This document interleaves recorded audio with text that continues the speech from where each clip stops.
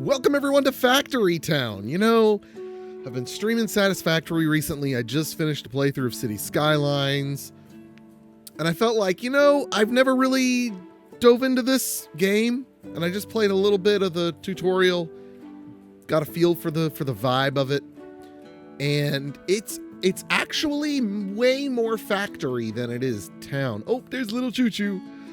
This is like, in many ways, let's go ahead and start up a new game. We're going to do a custom game, just leave everything at the default. In many ways, this is baby's first automation game. Kind of. Maybe not baby, but like teenager, like young teen. Like I can see Carter playing this. So Carter, if you like this, I'll watch for it to be on sale and I'll buy it for your Steam account. And I say in a lot of ways it's like that, but for seasoned veterans of city sims and factory games and automation games, this has some interesting quirks. And it's good because it's different. It's not at all the same. And I hope I'm able to verbalize those quirks. But like, one thing that makes this way more factory than it is city is I'm going to go ahead and tell this person, start chopping this tree and bring it back to the town center. I'm going to tell this person, go grab this wheat and bring it back to the town center. I'm going to tell this person, come over here and get this wood as well and bring it back to the town center, and you get some stone and bring it back to the town center. Now, I could just sit here and they'll just keep doing this forever. They don't need food. They don't need rest. There's no winter. There's no enemies. There's no, I have to progress or things are going to collapse. It's nothing like that. When I was streaming Satisfactory for the first time a couple weeks ago, Hill Dragon made the comment, this game is very forgiving. And he's right. Satisfactory is very forgiving. This game is even more forgiving.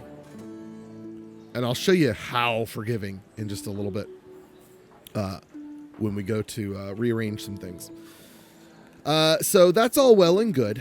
So how does it work? Well, you've got these bars over here that you want to keep filling up so you can expand them and shrink them and stuff. Happiness requires houses. People need to be happy in a house. And not only do they need a house, but they need a house that is well stocked with items. So you have to raise the happiness up in order to be able to gain more population. But you also need houses to gain more population, I believe is how it works. This is tech level. For me to get to the next tech level, which is a big deal, I have to have 20 planks. Planks are turned... wood is turned into planks at a lumber mill, which we can go in here to the build menu, which I do have, and actually I could make. So we're gonna get to that. We're gonna get to that. First, we need to do houses. Then there's footpaths, which I believe take 1 log. Yes. You know what? I'm glad there's water over here because there's something I haven't been able to do yet. So there's this ring, and everything within this ring serves as like a neighborhood, kind of. Is a good way to think of it. Maybe a city is a better way. I mean, it is Factory City. No, maybe neighborhood. Because I'm betting the entire city, well, I mean, just look. It's massive. You can buy all these plots of land with gold. It's a huge 9-square grid. It's very cool. I don't know what you do about them mountains. So, okay, so we need to build some houses. Let's build some houses. So there's the build menu with B, or there's like a little hotkey, shortcut menu down here. So we're going to build some houses. We're just going to do it right here along the main road. It honestly doesn't, I don't think it really matters where we put them, if I'm being really honest. I've got 2 waters I can go to. That's good. Oh, I'd really like a nice open area to put some houses, but it's okay. It's okay. We're just going to put them right here. Gonna build. I don't want to go too far that way. I need to leave some space for some manufacturing later. So let's do this. Okay, let's go ahead and build some roads out here to connect those. Okay, great.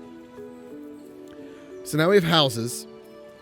We need them to start getting happy. So what I'm going to do is, I've also gained, I now have 8 more workers I can hire. So we're going to let these people keep doing what they're doing. And I'm going to get a worker grabbing some wheat and taking it to the houses. Now, this is something the game, I don't feel like told me, but I did figure out very quickly. I'm going to tell them to drop it off at this house, but it actually highlights, I didn't notice it, but it highlights all of the houses. So this little worker right here, can you give them names, I wonder? Oh, that's name. Oh, he doesn't have a name, but he could have one. That's good. Man, I wish games like this would allow us to easily, give them a list of names to pull from. Okay, so that's all well and good. Let's go ahead and build that lumber mill over here. And we're going to build it by the water for an interesting reason. And I have not tried this yet. Aha! See how it turned blue? Aha! So, the lumber mill, not only does it craft wood, planks, but it also crafts paper. But it requires water and wood for paper. For right now, let's just have it do planks, though. Because I really want to get that up. So I'm gonna get 2 workers here, getting wood, logs, taking it straight in there for me. But then I need someone else. Watch this. I need someone else to take it from here, boop, and take it to the town center. So all of my workers have their automations. They have their rotations that they do. If you don't put the lumber mill right next to water, you can send a person to go get water from the water, or at a well, which you can build, which I'll build probably later if I need it. I probably will, because I'll put a water mill near the houses, or a water well. So we can go in here, we can check. It's actually filling up an output really quickly, so let me get another worker since I have the space for it. Pick them up and drop them off. So now that should keep up with it better. We can also, so when you build this building, it also counts as a worker. You can also increase the number of workers that are in there working. It's kind of interesting. It's cool that it comes with the buildings pre-stocked, but you can increase the number of workers if you want. And like I said, what I love about this is at any point, I don't have to pause it. If I need to walk away, I just walk away. It's so calming and kind of addictive. All right, so we've got our tech level ready. So we're ready to upgrade to the next tech level. So we get a food market, a school, a general store, masonry, woodworking. This is new research. So these are new buildings. These are new researches that we can do, which we'll get to that. So now that we have a school, so we got a school and a market, I think. Yes? Okay, we can do the market. Let's go ahead and do the market. So what the market does is anywhere in its circle, so I'm going to put it up here. There's probably going to end up being more houses down here, so I think I'm going to put the market down here. It'll still cover the ones that I've got up there.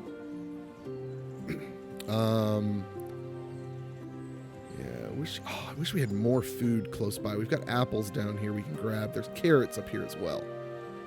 All right, let's go for it.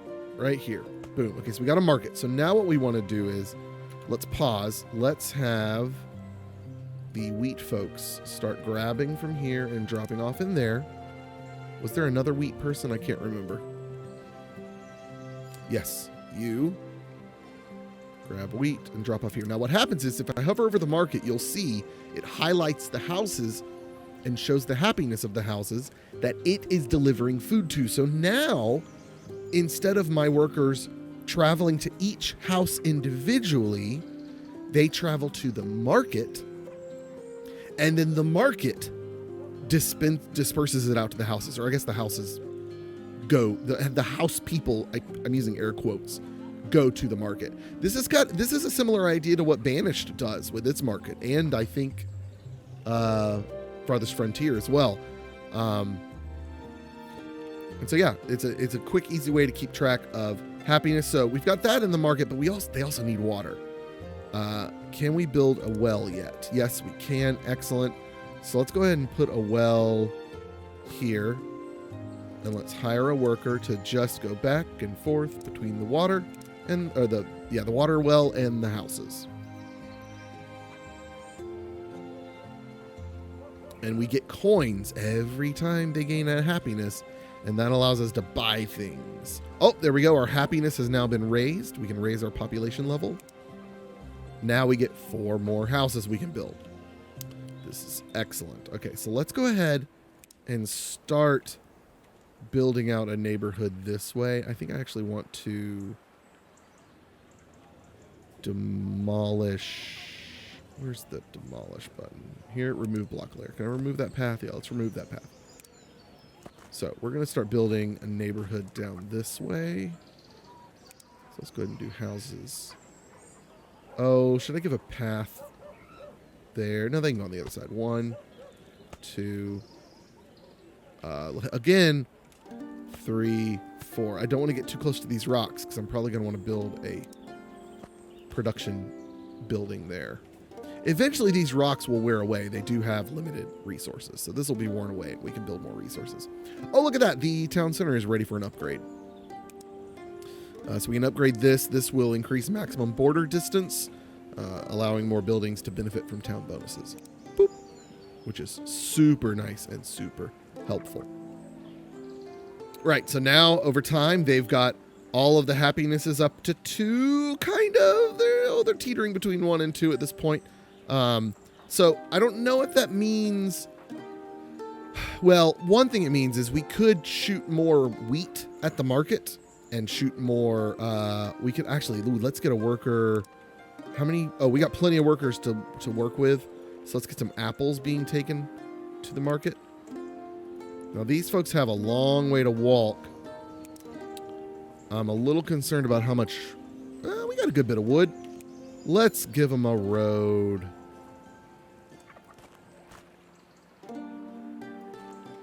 Beautiful. We'll deal with this cotton here in just a little bit. Okay, so these people are... it'll pop up with these symbols. This means they can't put it in because it's running out of space. So it's making them faster. It's making them faster than my people can output them. And they're inputting it faster than they're making it. but I think it's because of the output. So I'm going to put 1 more worker on this, which that makes sense. They've got a ways to walk on that.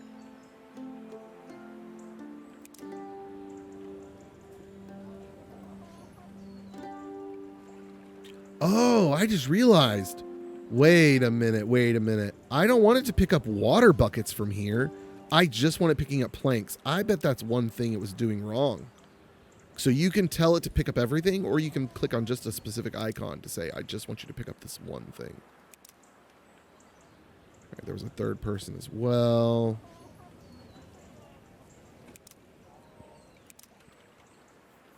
Okay, that makes more sense now.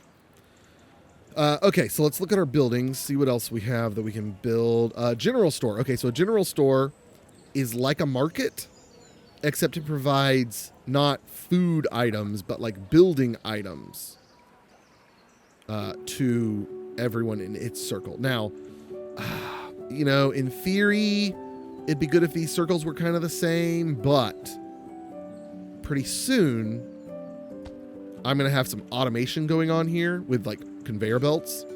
We're not there yet.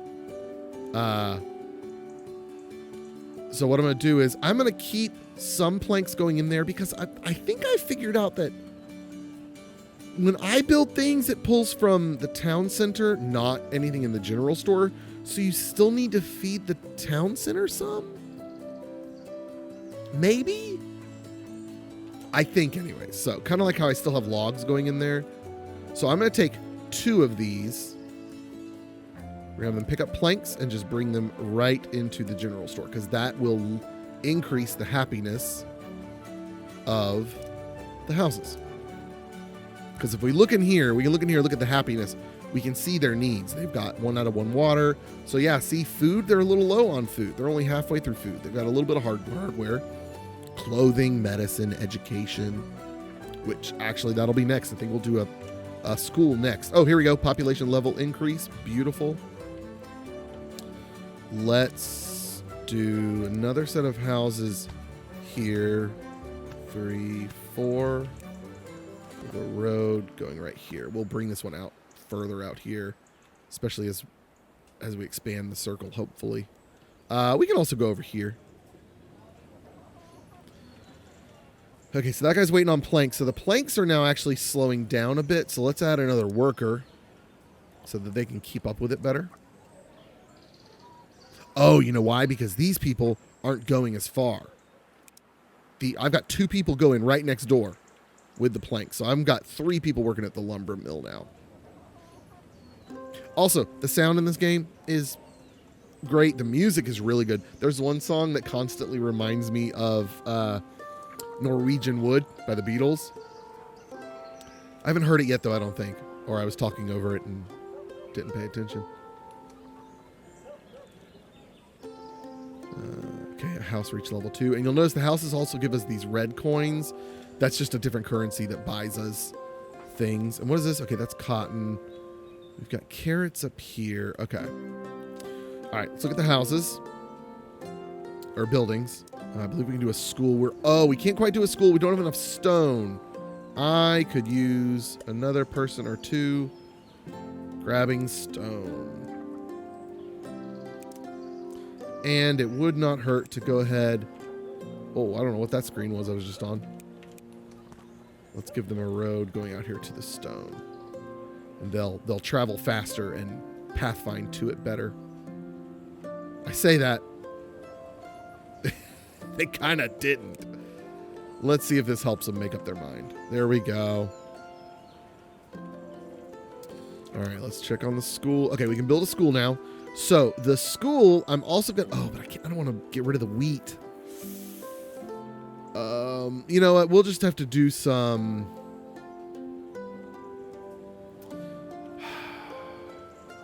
You know what? Let's bring the school down here, and we will build another lumber mill specifically for paper next to this water.